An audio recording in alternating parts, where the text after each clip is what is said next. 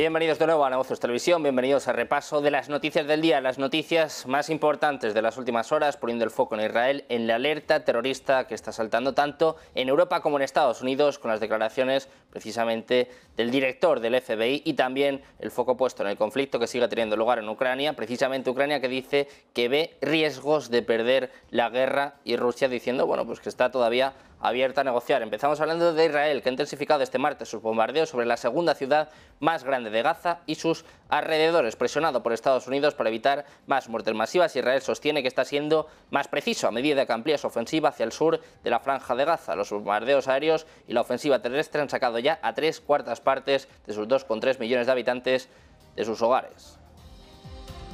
Seguimos hablando de Israel, que ha montado un gran sistema de bombas que podrían usarse para inundar los túneles utilizados por el grupo militante de Hamas bajo la franja de Gaza, en un intento por expulsar a los combatientes, según informaba Wall Street Journal. Las fuerzas de defensa de Israel han terminado de ensamblar grandes bombas de agua de mar aproximadamente a 1 milla al norte del campo de refugiados de Al-Shati a mediados del mes pasado. Cada una de estas 5 bombas puede extraer agua del mar Mediterráneo y mover miles de metros cúbicos de agua por hora hacia los túneles, inundándoles prácticamente en cuestión de semanas.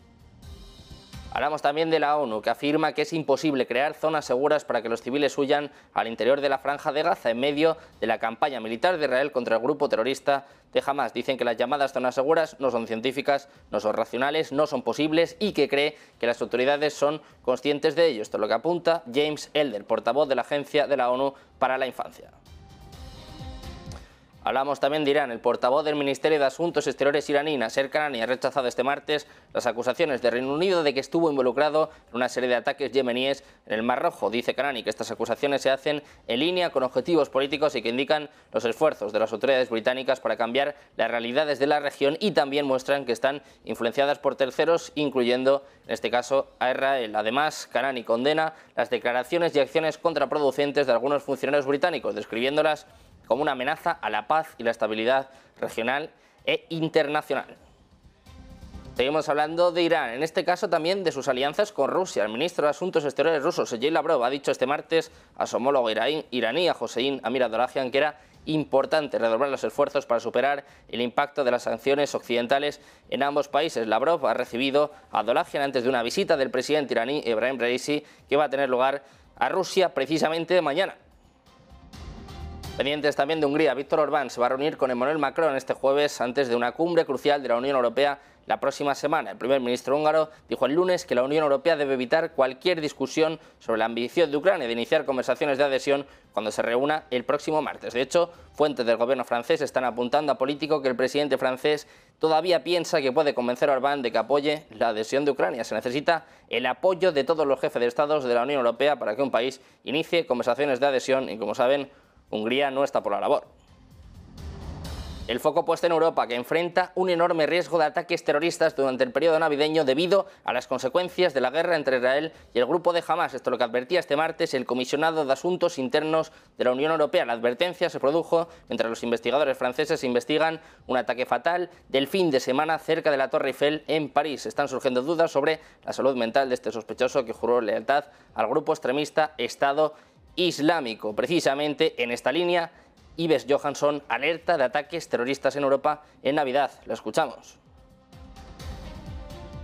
Dice que las consecuencias de estos ataques que mataron a unas 1.200 personas el 7 de octubre está haciendo que la alerta se haya extendido también a Europa. De hecho, en varias capitales europeas en las últimas semanas decenas de miles de personas han organizado manifestaciones pro-palestinas y también han marchado en apoyo de Israel y contra el creciente antisemitismo.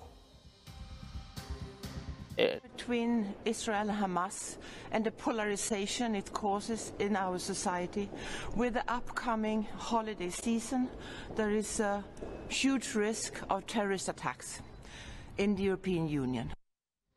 De Europa pasamos a Estados Unidos, donde los armadores han pedido más protección militar en las rutas marítimas de Oriente Medio, después de que los ataques de los rebeldes respaldados por Irán en el Mar Rojo provocaran temores de nuevas perturbaciones en el comercio mundial, incluido el suministro de energía. El domingo, el Pentágono dijo que un buque de guerra estadounidense y 3 buques comerciales habían sido atacados frente a la costa yemení, lo que generó preocupaciones de que los rebeldes hutíes que atacaron barcos israelíes el mes pasado puedan ampliar su campaña en respuesta a la guerra en Gaza. Este mismo lunes, el asesor de Seguridad Nacional de Estados Unidos dijo que los ataques eran totalmente inaceptables y agregaba que Estados Unidos está en conversaciones con otros países sobre la creación de un grupo de trabajo marítimo para garantizar el paso seguro de los barcos en el Mar Rojo.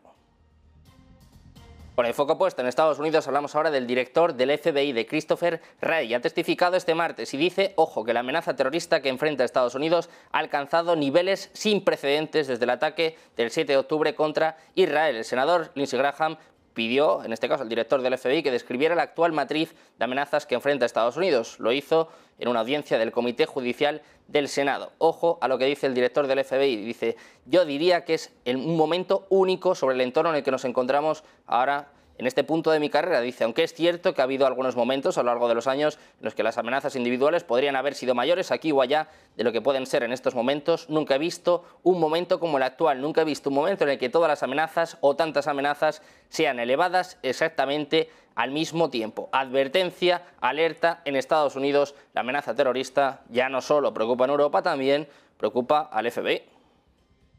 Seguimos hablando de Estados Unidos. En un movimiento estratégico para reforzar las capacidades militares y confrontar el dominio marítimo de China, la Armada de los Estados Unidos ha anunciado planes para equipar submarinos con versiones del misil Tomahawk que apuntan a barcos, conocido como Maritime Strike, según informa Bloomberg. La iniciativa es parte de un esfuerzo más amplio para contrarrestar las fuerzas chinas, particularmente en las aguas en disputa cerca de Taiwán. Estos misiles, modificados, originalmente diseñados para ataques terrestres, ahora contarán con un nuevo sistema de guía que les va a permitir atacar objetivos marítimos móviles. La Armada, después de recibir una versión inicial el año pasado para probarla, la ha declarado lista para el combate.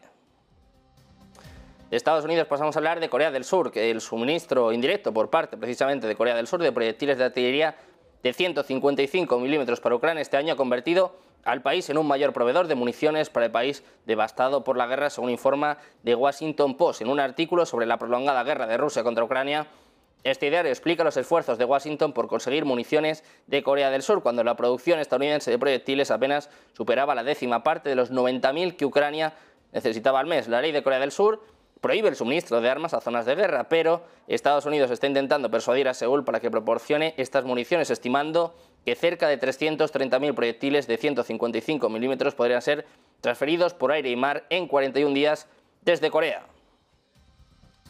De Corea del Sur pasamos a hablar de Rusia. Informado este martes de que en las pasadas 24 horas los sistemas de defensa antiaérea han destruido un total de 113 drones ucranianos en distintos sectores del frente, sobre el mar de Azov y la anexionada península de Crimea. En su parte, diario, el Ministerio de Defensa ruso precisa que 74 aparatos no tripulados fueron abatidos en diversas localidades de las regiones de Lugansk, Donetsk, Zaporilla y Gerson, anexionadas por Moscú en septiembre del año pasado. Además, el mando militar ruso comunica que otros 39 drones ucranianos fueron neutralizados sobre las aguas del Azov y la península de Crimea. Defensa no ha informado ni de víctimas ni de daños causados por los ataques de los aparatos no tripulados. Seguimos hablando de Rusia, que ha declarado hoy que sigue abierta a negociar un arreglo, un acuerdo con Ucrania, pero eso sí, recalca que lo importante es alcanzar los objetivos planteados en el marco de la campaña militar. Dicen que el presidente ruso, Vladimir Putin, ya ha repetido en reiteradas ocasiones que lo importante para Rusia es conseguir sus objetivos. Esto es lo que dice el portavoz Dmitry Peskov a la cadena RTVI. El portavoz además subraya que desde luego Rusia preferiría alcanzar sus metas con medios político-diplomáticos.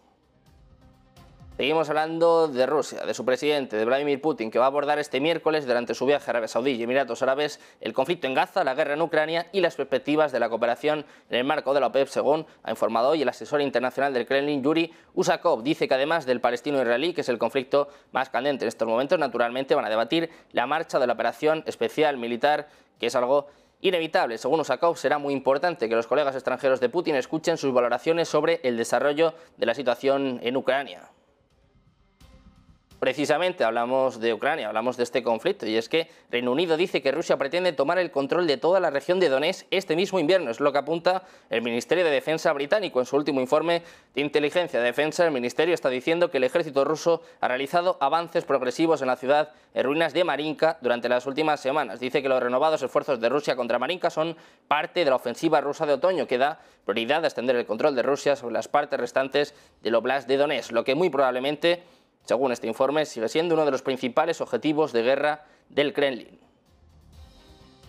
Ponemos ahora el foco en Ucrania. El jefe de gabinete del presidente ucraniano Volodymyr Zelensky dice este martes que el aplazamiento de la ayuda de Estados Unidos a Kiev, que se está debatiendo en el Congreso, puede crear un gran peligro de que Ucrania pierda la guerra con Rusia. Andriy Yermak también ha dicho a un grupo de expertos en el Instituto de la Paz en Estados Unidos que va a ser difícil mantenerse en las mismas posiciones y que la gente realmente sobreviva sin este apoyo presupuestario directo por parte de Estados Unidos.